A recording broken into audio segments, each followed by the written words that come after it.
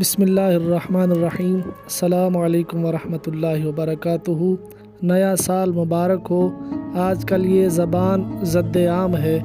نئے سال کے آغاز پر مبارکباد دینا کیسا عمل ہے؟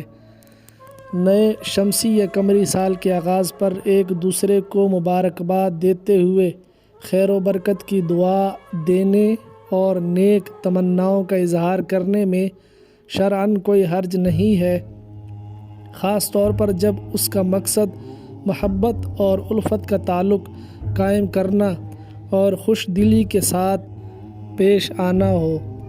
نئے سال کی مبارکباد دینے والا اس بات پر خوش ہوتا ہے کہ اللہ نے ہمیں زندگی کا ایک اور سال بھی دکھا دیا ہے جس میں ہمیں توبہ و استغفار اور نیک عمل کمانے کا مزید موقع میسر آ سکتا ہے۔ یہ مبارکباد خوشی اور اللہ تعالیٰ کے شکر کا اظہار ہے۔